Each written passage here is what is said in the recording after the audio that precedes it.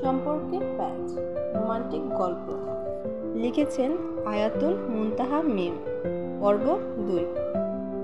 মন, এই শোন, তোর বোন শ্রাবণের কোনো কাজ নাই নাকি? আকাশ, কেন আপু, তোমার কি করছে? মন, কিছু না, চল।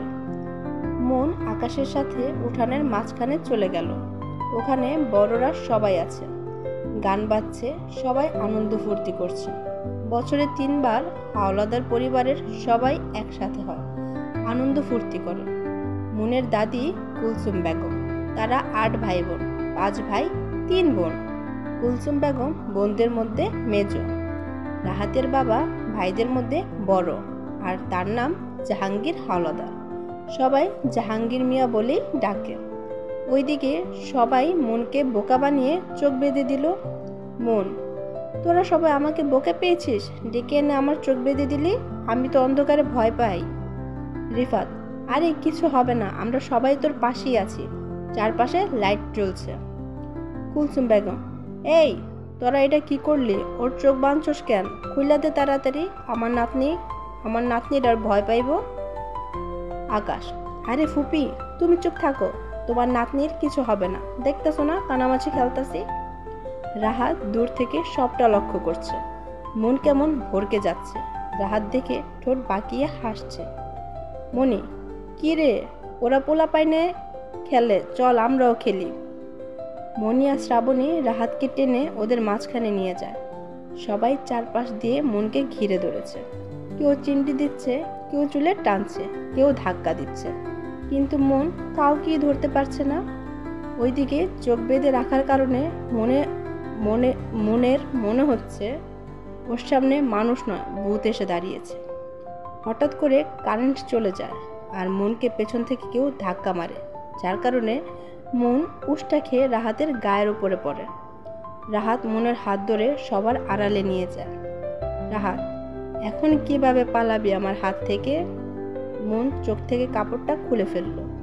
মন, আপনি এখানে? এত অন্ধকার কেন? আর বাকি সবাই কই? রাহাত, কারেন্ট চলে গেছে, সবাই এখন বাড়ির ভেতরে। মন, তাহলে আমি এখানে কি করছি? আমাকে ভেতরে দিয়ে আসুন, আমার ভয় করছে। রাহাত, ভয় দেখানোর জন্যই তো নিয়ে এসেছি, চারপাশে অন্ধকার, ভালো করে দেখ, এই যে তোর পিছনে কি জানি দাঁড়িয়ে আছে। আমি বাবা পালাই, ভূত এসে তোর ঘাড় মটকে দিক। মন ভয়ে পিছনে ফেরার সাহস পায়নি, সাথে সাথে চিৎকার করে রাহাতকে জড়িয়ে ধরল। রাহাত নিজের 2 হাত উঁচু করে দাঁড়িয়ে আছে। মেয়েটা কি আসলে ভূতের ডিম? রাহাত এবার নিজের চোখের পাপড়ি দুটো উল্টো করে ফেলে, তারপর কণ্ঠটা একটু ভয়ানক করে বলে, তুই কাকে জড়িয়ে ধরেছিস? হা হা হা, তুই জানিস আমি কে? আমি ভূতের রাজা, আমি এখন তোর ঘাড় মটকে খাবো, হা হা হা। মন এমন কণ্ঠ শুনে সাথে সাথে ওকে ছেড়ে দেয়, আর ওর মুখের দিকে তাকিয়ে দেখে চোখ দুটো লাল লাল। মনের আর চিৎকার করার শক্তি নেই, ওখানে জ্ঞান হারিয়ে মাটিতে পড়ে যায়। রাহাত সাথে সাথে মনকে ধরে ফেলে। রাহাত, মন, এই মন, সত্যি সত্যি অজ্ঞান হয়ে গেলি নাকি মন? রাহাত মনকে ঘরে নিয়ে যায়। সবাই মনকে অজ্ঞান দেখে ঘিরে ধরে। কুলসুম বেগম, কি হয়েছে আমার নাতনির? রাহাত, কস না কেন, মনের কি হয়েছে? রিফাত, ভাইয়া, মন কই ছিল? ওরে তো আমরা খুঁজতেছিলাম। সিয়াম, কারেন্ট যাওয়ার সাথে সাথে মন কই উধাও হয়েছিল, মনে হয় ভূতে ধরছিল ওরে। শাহিদা বেগম, কি রে বাবা রাহাত, কথা কস না কেন, মনের কি হয়েছে? রাহাত, উফ মা, সবাই একসাথে এত কথা বলতাছো কেন? আগে ওর জ্ঞান ফিরাও, ভয় পাইছে, তেমন কিছু হয় নাই। রাহাত ঘর থেকে বের হয়ে গেল। সবাই মনের পাশে বসে আছে। কুলসুম বেগম নাতনির চোখে মুখে পানির ছিটা দিচ্ছে। সে ভালো করে জানে তার নাতনির ভূতের ভয় আছে।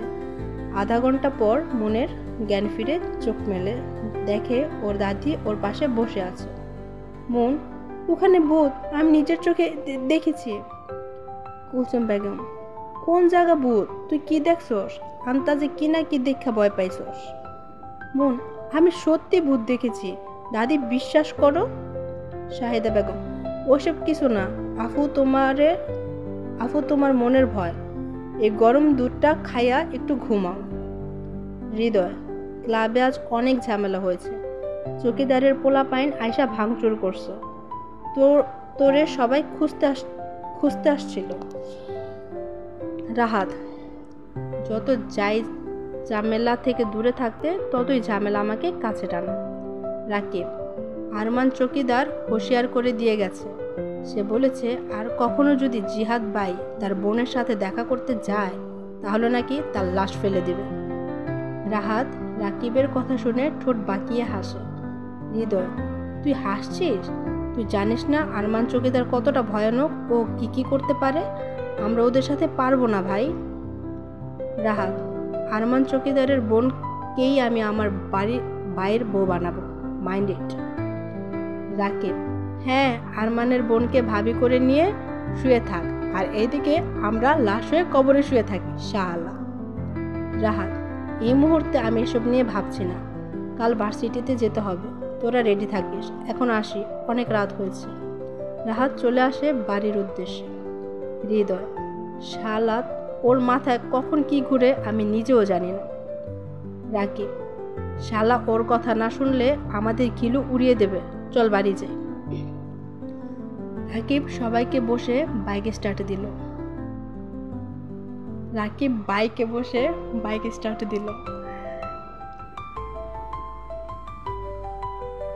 হৃদয় পিছনে বসলো। হৃদয়কে ওর বাড়ির সামনে নামিয়ে রাকিব বাড়ি যাবে। রাহাত হাতের আঙ্গুলে বাইকের চাবি ঘোরাতে ঘোরাতে বাড়ির ভেতর প্রবেশ করলো। নিজের ঘরে যাওয়ার আগে একবার মনের ঘরে উকি দিয়ে দেখলো মন ঘুমাচ্ছে। রাহাতের খুব হাসি পাচ্ছে। তখনকার কথা মনে করে হাসতে হাসতে নিজের ঘরে চলে গেল। ভোরবেলা মনের ঘুম ভাঙে। বিছানা থেকে উঠে ওয়াশরুমে যেয়ে ফ্রেশ হয়ে ফজরের নামাজ পড়ে নিল। সবাই এখন ঘুমোচ্ছে।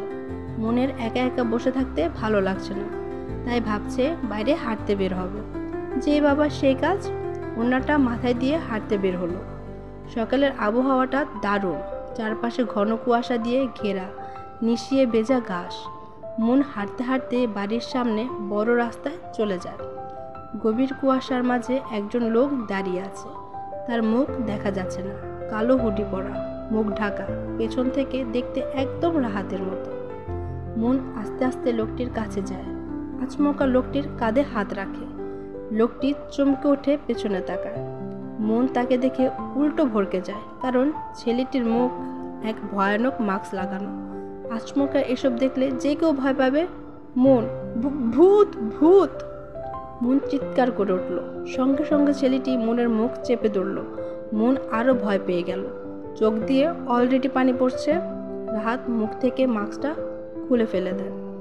রাহাত, আমি আমি মন, আমি এভাবে চিৎকার করছিস কেন? তুই কি আমাকে লোকজনের হাতে মার খাওয়াতে চাস, স্টুপিড? মন জোরে জোরে নিঃশ্বাস নিচ্ছে। ভয়ে দম আটকে গিয়েছিল প্রায়। মন, আপনি এখানে কি করছেন? এত সকালে এমন ভূতের মতো সেজে দাঁড়িয়ে আছেন যে কেউ দেখলে স্টক করবে।